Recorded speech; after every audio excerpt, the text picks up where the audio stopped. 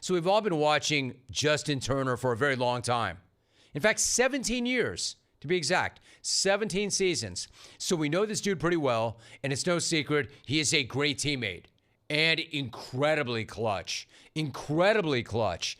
Everybody loves him, and he is great in high leverage spots, and both things have been true for a long, long time.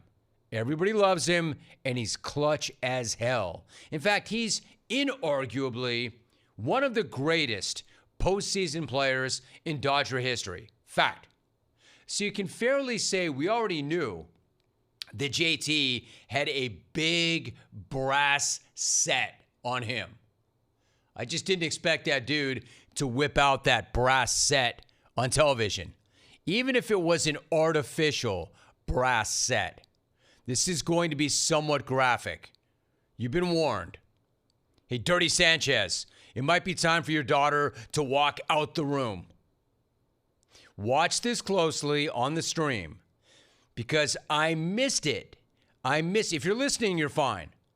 But if you're watching this, watch it closely because I'll be honest, I missed it the first time I saw it.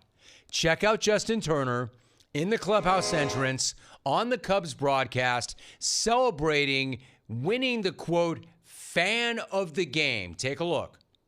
Our fan of the game brought to you by Mike's Hard Lemonade for the love of lemonade, and it's you, Justin Turner. You are our fan of the game. Woo!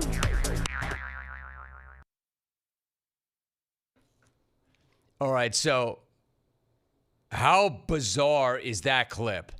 First of all, why is JT being awarded the fan of the game? He's a player. He's not a fan, he's a player. What's he doing winning fan of the game? Don't get me wrong, I'm so glad he did.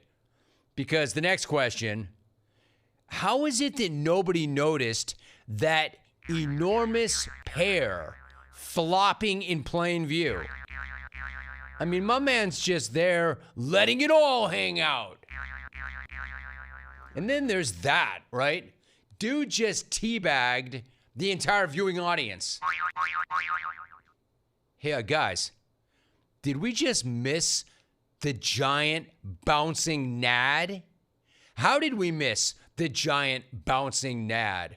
So not only did they fail to cut away, they put JT in slow-mo. It's almost like this was some kind of coordinated, produced up bit. It was almost like they wanted to accentuate that sack, accentuate that package, accentuate that beanbag bouncing all around. Let me just say this. Justin Turner is 40 years old now, which is incredible. 40! He's a man. He's 40. And this is what he's doing. He has spent 17 years in the big leagues and yet still has the in the fees sense of humor. But then again, I'm not going in on him because probably 95% of all major leaguers have the in the fees sense of humor. Have you ever been in a dugout? Have you ever been in a clubhouse? It's all about arrested development. These guys just stop developing at a certain age once they get to the major leagues. You know why? It's the longest season ever. How do you think they get through it? How do you think they pass the time? By doing crap like that. By taking naked BP. By doing whatever they have to do to get through it. But, in JT's defense, number one, great guy. Number two, great player. Number three, super clutch player. Number four, I guess we could at least say he had a sack fly last night. Am I right? Or maybe he pulled a not so hidden balls trick. Nothing hidden about that sack. Nothing hidden about those nuts. So now that this got on the broadcast and then got onto social media, to me, the Cubs, and it should have never made it, but somebody was asleep at the switch.